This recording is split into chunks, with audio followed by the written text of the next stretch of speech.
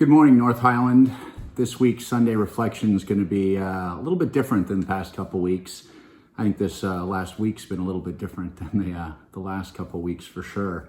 And I know everybody's been having different kinds of stresses in their lives and figuring out new routines and establishing new relationships with family members for sure, as well as what I've witnessed over this week, which is really just an unbelievable effort on the part of all North Highlanders to begin to adapt and adopt this new way of working together. And, you know, collaboration and teamwork is in our DNA. It's part of our enviable culture. And it's showing up like we've never seen it before right now. It's really awesome. And in this time of uncertainty and stress and so forth, I got to say I end each day really energized by spending time with all of you. So, like I said, this week's Sunday reflection is going to be a little bit different. We're going to put a little bit of entertainment into it and see if we can have a little fun, maybe a little competition. Those of you who know me know I'm a pretty competitive person, although this one's a little bit different. You're also going to get a chance to see my video skills. What fun are we going to have this morning? Tell you what we're going to do is I'm going to bring you guys all into a little competition that I've been having at my house. Unfortunately, it's a competition with myself, but nevertheless, still something to keep me occupied. Some of you might know that there are those of us in Atlanta who consider ourselves chocolate chip connoisseurs. And I've been spending the last couple of weekends working on developing the best chocolate chip cookie on the planet. And I think I'm pretty close, so I felt like this was the time to share it with everybody. Okay, well, here's where we start. We start with the $250 cookie recipe. And yes, there's a story behind this related to a woman who wanted a cookie at Neiman Marcus and insisted on getting the recipe. You can read more about this. I'll post it on Teams. Here is our list of ingredients. You can see that I've already applied a little bit of change management and just not fallen into the trap of doing it the way somebody says it should be done, because that's the way it's always been done. And I have made some adjustments to make it more suitable to the needs that I have right now. And that is to make the best cookie on the planet. Here are the instructions. Okay, well, the other thing that's going to be happening now is you guys are going to start to get a little bit of you into my home, as we are all also starting to do with our home offices. But like any cook, I've got all my ingredients ready to go, including, of course, hand sanitizing wipes, which are everywhere these days. No product placement shots in here. You can choose your own brands. The kombucha is in fact not going in the chocolate chip cookies. That is for me to drink while I am making these. Okay, tip number 2 is related to the butter.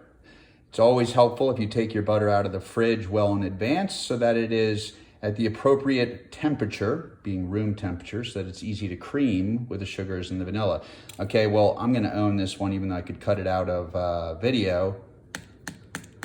This thing is hard as a rock. It just came out of the freezer. So little time-lapse magic with video here, and we'll be right back. Okay, we're back with you now that our butter is no longer frozen. Second tip of the day is, or maybe this is the third tip, cube it before you put it in with the sugar to cream it, because it'll allow it to blend much easier. So we're gonna put it in here with the brown and granulated sugars. Here we go. First thing you do is crank it up so it gets in, and then hit it on a slow speed. And we'll have this go for a little bit. Okay, I've just added the 2 eggs and the vanilla. By the way, tip number 4, you really want your eggs at room temperature when you put them in. I don't actually know why. We might get a guest appearance by my wife later, Courtney. She's a gourmet cook. She might be able to explain to us why room temperature eggs are appropriate. Okay, we're on to our dry ingredients now. The only real challenge here, or tip I can offer with our dry ingredients, is with the oats. You might ask, which kind of oats? I prefer old-fashioned rolled oats, personally. I'm not sure if there'd be another option, but in any case, that's what you go with. I know I'd said before that all I needed was a KitchenAid blender. I actually lied. You probably want to benefit from either a little mini food processor like this one. It's about 30 years old. Courtney had this long before we met each other. And we're gonna put our oats in there so that we can finally grind them almost to a flour-like substance. And the real purpose of the oats is a little bit of texture, but mostly flavor. And so you gotta really make sure that you get them pretty fine. And if you don't have a little food processor like this, then just use a blender. Whatever you use for frozen daiquiris will also work for this too.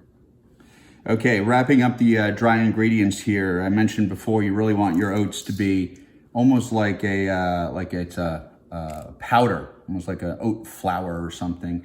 And we're gonna put those in here with the flour and the baking soda and the baking powder. And then we need to get the salt, which I just forgot back here quickly, because we're using unsalted butter. Forgot to mention that before. It doesn't say that in the recipe, but you definitely want to be using unsalted butter because it's just better. So a little salt to balance that. And critically with your dry ingredients, mix them up. I use a whisk, makes it easy. You want them to be evenly blended when you start putting them into the creamed sugar and eggs and butter over there to my left. Okay, really nothing special here. You just want to start blending in your dry ingredients with that cream substance before. And as I said, you know, just do it a little bit at a time. You don't want to do it all at once. Try not to spill it like I just was. And you'll let this run for a little bit and get it to a good consistency. Don't want to overdo it. And yeah, then we'll be on to the final steps. Okay, last couple of steps here. We are on to putting the milk chocolate into the batter. Well, it suggests you use a microplane grater, which is one of these, as you can see, micro graters. But I gotta tell you, I don't know how to do it so that it's not melting in my hand or breaking off or basically just a huge pain in my butt. So I opt for a knife to cut up the chocolate into small little pieces. And in fact, I actually think it works better and the cookie leaves a better chunk of flavor. So my preference, I'm gonna probably have to get in touch with Rick Goldstein because he is actually a professionally trained chef. And he might be able to educate me on how to use one of these microplane graters. It's hard to say that better. And so I'm gonna chop this up now. You don't need to watch me do that. Get it into the batter along with the semi-sweet chocolate chip morsels.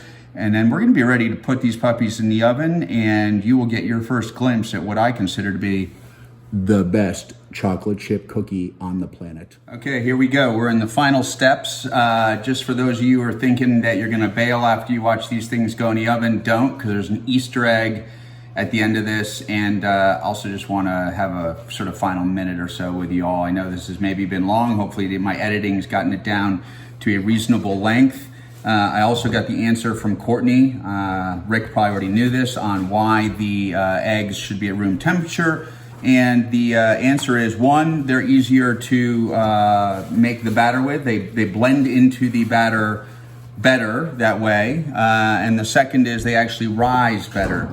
On the rise front, I will say, I don't like my cookies doughy or cakey, which is why you saw me decrease the baking soda and baking powder slightly, because that is what creates the rise, of course, along with the flour and the eggs.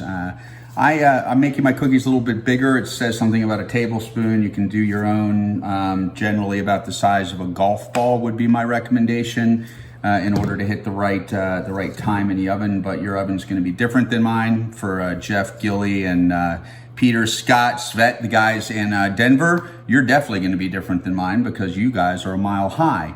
So I'm gonna go stick these in the oven, 375. By the way, I should have told you at the beginning, turn your oven on because you gotta have it preheated or otherwise you're sitting here waiting and you don't wanna be waiting. So next time I see you is gonna be in 10 minutes and keep in mind there's an Easter egg at the end and we'll just close out this Sunday morning video. And here you have it, the finished product.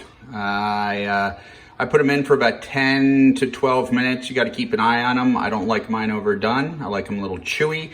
And they are sitting on a piece of pre-cut parchment paper, which, by the way, I also baked them on. I know you saw them go onto a straight sheet pan before, And yes, I did do one round without the parchment paper, but I highly advise greasing your pan and or using some parchment paper. And that's about it. I'll leave you guys up to deciding what you think of them, and just join me in a second for a final thought here on a Sunday morning. Thanks. There you have it, North Highland. You can make your own determination whether you think those are the best chocolate chip cookies on the planet. Just a final word as I wrap up this morning's reflection on the past week. One, we're all going to need to figure out how to adopt new ways of working. Two, our clients need it more than we do because we're North Highland, we're agile, we know how to operate in a cross-functional way. That's part of who we are. So we're figuring this out faster than others, which is also good for us versus the competition. Two, we're starting to learn new things about each other, including, what kind of music we listen to or what our homes are like as we're watching each other on video, and we're becoming more comfortable engaging like this. And then finally, I think I really reflect on the amount of care I've seen this week. I've never seen the amount of consideration, care, loving, and support in my life. And, obviously these times call for that, and I've seen it happen in my community. I've seen it happen in my household for the most part. 17-year-olds are a little bit different when it comes to this. They're already isolating. And lastly, I've seen it happen amongst us. And we are taking care of each other so that we can take care of our firm, so that we'll come out the other side of this stronger than we went into it. And I promised an Easter egg if you stuck with me. So here it is. Senior year high school. See you guys.